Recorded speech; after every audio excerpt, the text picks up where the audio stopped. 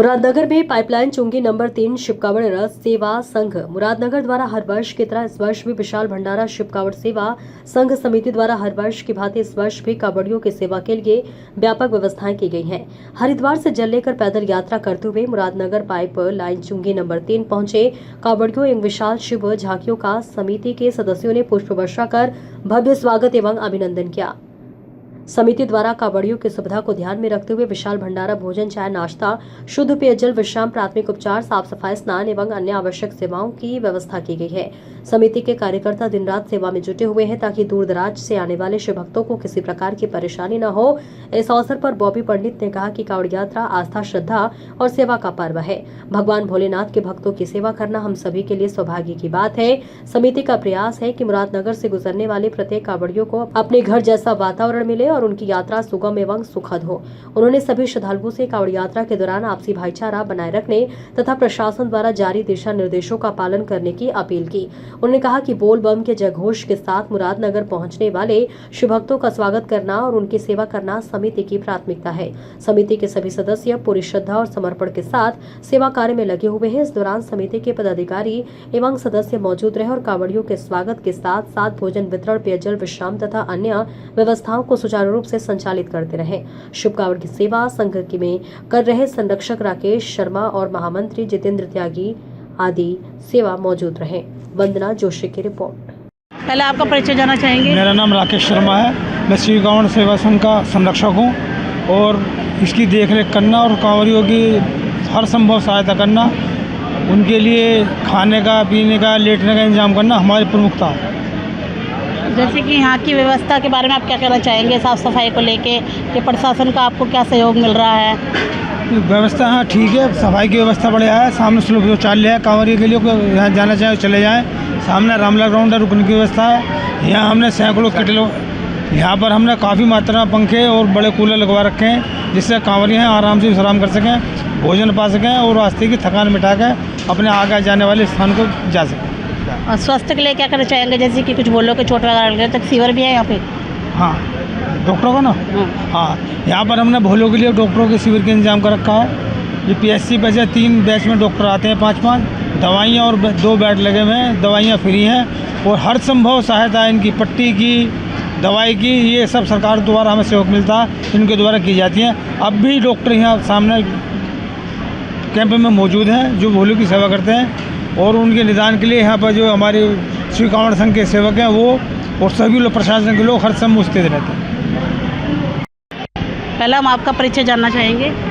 मेरा नाम बॉबी पंडित है और मैं शिव कावड़ सेवा संघ का अध्यक्ष हूँ और मेरे साथ मेरे बड़े भाई बैठे हैं पंडित राकेश शर्मा जी, ये हमारी संस्था के संरक्षक हैं। तो ये कावड़ आप कब से ये शिविर लगा रहे हैं? शिविर लगाते हुए तो मेरे को लगभग 18 से 20 साल हो गए हैं। इस शिविर की सेवा करते हुए जो भोलेनाथ ने हमें सेवा की जिम्मेदारी दी है, तो लगभग 18 से 20 साल से हम इस शिविर की जो है सेवा कर रहे हैं। तो लगभग कितने कावड़िए डेली आ जाते हैं? देखिए मैडम, ये तो ना सवाल बड़ा अजीब है क्योंकि जो भोले के भक्त होते हैं, जो भोले की बारात होती है, उनकी गिनती नहीं हो सकती, वे अनंत हैं। तो ऐसा तो कोई मतलब गिनती वाली वो है नहीं यहाँ पे कि हम आपको बता सकें। लेकिन हाँ, लगभग नाइट स्टे के हिसाब से यदि हम रात को ठहरने की व्यवस्था देखें तो 700 से 800 भोले हमारे यहाँ रात को सोने की व्यवस्था है। जैसे कि हर बार कावड़ आप लगाते हैं, कावड़ियों का कैंप लगाते हैं, तो जो भी कावड़ आपके यहाँ से जाता है और हर बार वो जाते होंगे तो उनको यहाँ अच्छा लगता हो तो ज़्यादा से ज़्यादा और भी बढ़ के कावड़ आते हैं, तो उनको लेके भोलों को लेके वहाँ यहाँ रुकते होंगे तो संख्या हर बार बढ़ती ही होगी।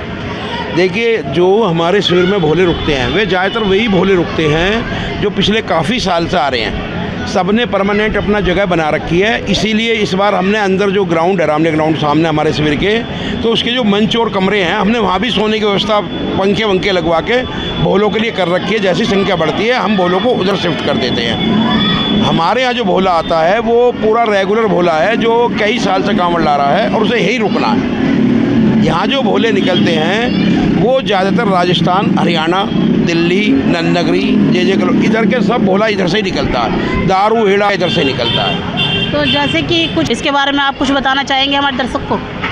देखिए, आज जो कांवड़ है उसका जो रूप है वो बदल गया है।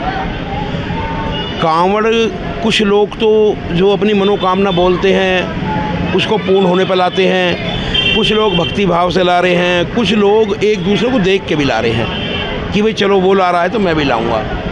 जो कांवड़ का जो असली मतलब है, जो कांवड़ चढ़ी थी, वो हमारे हिंदू पुराण में, हमारे सनातन में ये माना जाता है कि सबसे पहली कांवड़ भगवान परशुराम ने चढ़ाई थी, परशुराम खेड़ा पे। जो परशुरामपुरा महादेव का मंदिर है, पुरा महादेव में, उस पर भगवान परशुराम ने ये कांवड़ चढ़ाई थी। कुछ लोगों का ये भी मानना है कि जो कांवड़ की परंपरा शुरू हुई थी समुद्र मंथन के टाइम पर, जब समुद्र मंथन हो रहा था तो विष निकला था, तो उस विष को, अलाहल नाम का जो विष था, उसको भगवान शिव ने जब अपने कंठ में रखा था तो उसकी जलन को, उसको शांत करने के लिए देवताओं ने जल चढ़ाया था। लेकिन जो सच्चाई है वो भगवान परशुराम द्वारा पहली कांवड़ पुरा महादेव पर चढ़ाई गई थी। ऐसा बहुत कम हमारे यहाँ जो कांवड़ियाँ हैं, शायद उन्हें भी इस चीज़ की जानकारी ना हो कि ऐसा हुआ है। बस कांवड़ आ रही है, बम बम बोले का उद्घोष चल रहा है, सावन का पावन महीना चल रहा है, तो बस उधर। अच्छा, एक बात और है मैडम, उधर से कोई भी हो, लेकिन आज आप देखिए सारा कुछ भगवा में हो रहा है। लेके हरिद्वार से और राजस्थान तक, ब्राह्मण से लेकर वाल्मीकि तक, सब भगवान शिव का गुणगान कर रहे हैं। एक सनातन का, हिंदुओं का सबसे बड़ा पर्व या एक मेला, एक रैली मानी जाती है, जिसका कल शिवरात्रि है। एक आपको बहुत सारे भोले कल जल भरते हुए आपको वहाँ मिलेंगे हरिद्वार पर, और बहुत सारे भोले आपको अलवर, दौसा, भरतपुर वहाँ जल चढ़ाते हुए मिलेंगे। तो जो इतना बड़ा जुलूस है, इतनी बड़ी रैली है, वो केवल एक कांवड़ यात्रा की है।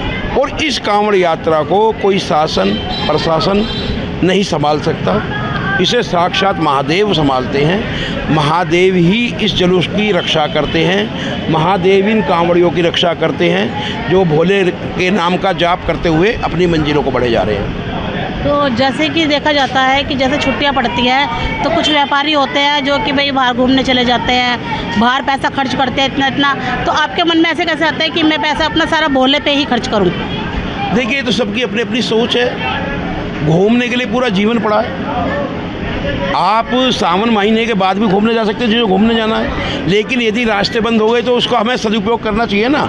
जो महादेव के भक्त आ रहे हैं उनका गुणगान करते आ रहे हैं। हमारे यहाँ जो ये भोले हैं, जल ला रहे हैं, हमारी नज़रों में ये एक आम आदमी नहीं है, ये कांवड़िया नहीं है। हमारी नज़रों में ये साक्षात महादेव के अंश हैं, और हम इसीलिए इन्हें भोले के नाम से संबोधित करते हैं, कांवड़िया के नाम से नहीं।